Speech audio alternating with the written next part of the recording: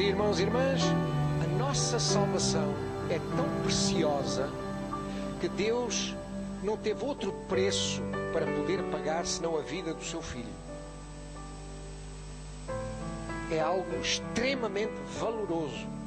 Os céus e a terra não valiam a vida de Jesus. Ele foi o Criador. E, no entanto, Deus deu o seu Filho para que nós pudéssemos ver qual é o valor que tem a nossa salvação. E, meus amados irmãos, nós atribuímos tão pouco valor à nossa salvação que nós já estamos habituados a viver uma vida de salvos. E nós não fazemos nada por isso, porque ela foi-nos dada. Foi de borla que nós a recebemos. Foi um gesto. Levantamos a nossa mão e nós com o coração cremos que Deus nos deu a salvação. Mas, meu amado irmão, agora cabe a ti cuidar dela para que não a percas. Porque o apóstolo Paulo disse: o que daria o homem pelo resgate da sua alma naquele dia? Naquele dia, quando ele souber, no final, estou perdido. Aí é que uma pessoa vai dar valor àquilo que perdeu. Vamos guardar aquilo que temos. Os irmãos, como sabem, o apóstolo Paulo foi aquele que mais escreveu no Novo Testamento. Escreveu muitas epístolas e foi um dos apóstolos que mais igrejas fundou. E uma delas foi a igreja de Éfeso. Ele fundou a igreja de Éfeso, mas como ele não podia estar parado, Deus tinha-lhe dado uma missão de apóstolo, era para andar a correr de um lado para o outro. Ele colocou alguém no lugar dele, e os irmãos sabem que ele colocou o seu filho espiritual, a quem ele chamava filho, mas não era filho, Timóteo. Ele colocou-o na igreja de Éfeso. E passado algum tempo, depois de Timóteo estar a tomar conta da igreja aos Efésios, ele veio-se a perceber, Paulo veio-se a perceber que os crentes não estavam muito bem. E então o apóstolo Paulo soube que os crentes não estavam bem, que alguma coisa tinha entrado dentro da igreja, estava a destabilizar o foco dos crentes, porque eles estavam a pôr os seus olhos noutras coisas. E o apóstolo Paulo disse: calma. E ele escreveu uma carta a Timóteo e disse: Timóteo, lê isto, exorta a igreja, porque isto é muito importante. E, meus amados irmãos, eu vou falar de uma das exortações de Paulo à igreja dos nossos. Efésios capítulo 5, 5 a 14 diz assim: porque bem sabeis isto, que nenhum devasso, ou impuro, ou avarento, o qual é idólatra, tem herança no reino de Cristo e de Deus. O que é que ele frisa aqui em ponto importante? Idolatria. Há muita coisa que nos distrai, que nos afasta do objetivo, e isto não é outra coisa senão idolatria. Amém? Ninguém vos engane com palavras vãs, porque por estas coisas vem a ira de Deus sobre os filhos da desobediência. Portanto, não sejais seus companheiros. Por outras palavras, saiam do meio dele. Amém? Porque noutro tempo erais trevas, mas agora sois luz no Senhor. Andai com Cristo. Aleluia!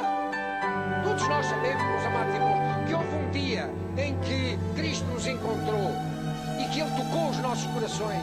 E a partir desse dia, alguma coisa se transformou dentro de nós. Nós não temos explicação, mas é aquilo que nós recebemos de borla e que estamos a valorizar tão pouco. Amém? Tu és o templo onde Deus habita. Tu és o templo do Espírito Santo. O Espírito Santo não habita aqui na igreja. Ele está aqui porque tu estás aqui. Aleluia! Ele está dentro de ti. E quando o Espírito de Deus está dentro de nós, meus amados irmãos, a luz de Deus está dentro de nós. E aquilo que não está bem, o Espírito Santo mostra, porque vem a claro. Por isso diz: desperta tu que dormes e levanta-te dentre os mortos, e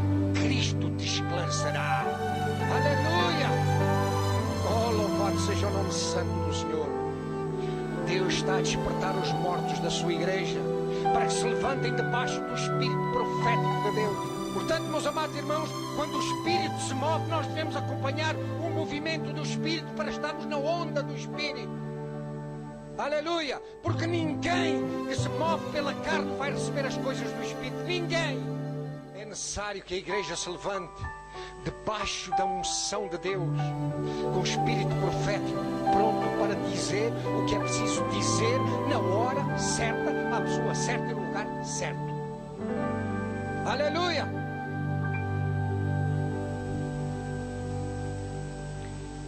Deus está-nos a encorajar para nós falarmos a esse povo anónimo, a esse povo que tem tendências. Deus conhece o coração dessas pessoas, mas estão amarradas pela idolatria. E Deus está a dizer: saiam do meio dela, dessa Babilônia, saiam do meio da Babilônia, e eu quero vos esclarecer. Aleluia! Não se convençam em palavras vãs, parecem muito bonitas ou muito bem enfeitadas, mas não nos leva a parte nenhuma depois de espremido nem uma gota. Saiam disso. Saem enquanto é tempo. Aleluia!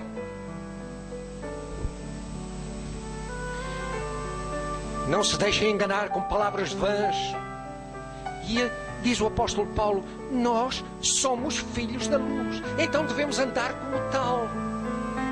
Andar como filhos da luz. Aleluia! E se ainda há alguma dúvida em cada um de nós, diz: desperta, levanta-te dentre os mortos, levanta-te, deixa que Cristo te esclareça, sai dessa apatia, sai daí, meu amado irmão, essa sonolência, essa mornidade que a igreja está a sofrer, meus amados irmãos. É necessário que ela comece a aquecer com o Espírito Santo. Aleluia! Aleluia!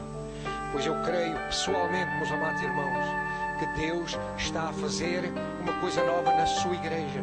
Mas, meus amados irmãos, não se restringe só a um local, àquela zona. Não, Deus está a fazer na sua igreja. Deus está a preparar recipientes novos para derramar vinho novo. Aleluia! Eu quero dizer, meu querido irmão, não percas esta onda, por favor. Não a percas. Aleluia! A igreja precisa de acordar, precisa de se envolver no mover do Espírito. Há um princípio bíblico que governa toda a genuidade do mover de Deus. Encontramos esse princípio desde o Velho Testamento ao Novo Testamento. Mateus capítulo 9. Aleluia! E ele diz assim no verso 17: nem se deita vinho novo em odres velhos. Aliás, rompem-se os odres, entorna-se o vinho e os odres estragam-se, mas deita-se vinho novo em odres novos, e assim ambos se conservam. Aleluia! Ora, meus amados irmãos, nós sabemos que Deus está a preparar a sua igreja, está a restaurar a sua igreja, e Ele precisa de recipientes novos, porque o que vem aí é uma explosão do Espírito. Nenhum de nós está habilitado para fazer. Vamos encontrar em Hebreus 1. Diz assim o verso 1: havendo Deus antigamente falado muitas vezes e de muitas maneiras aos pais pelos profetas, a nós falou-nos nestes últimos dias pelo Filho. Aleluia! Profeta dos profetas. Aleluia! Jesus fez um convite extensivo a todos os judeus que tinham profanado a casa do Senhor lá em Jerusalém com as suas práticas religiosas, para que se abrigassem debaixo das suas asas de misericórdia e de perdão. Ele convidou cegos, doentes, leprosos, pobres e todos quantos quisessem encontrar cura e perdão. Ele disse: vinde, eu vou estender as minhas asas, e todo aquele que se acolher debaixo das minhas asas, ele vai saber que eu o protejo. Nós precisamos deixar Deus trabalhar no nosso coração. Nós precisamos de deixar Deus trabalhar, porque Deus quer fazer algo novo, que a igreja nem sequer imagina. Deus quer fazer isso.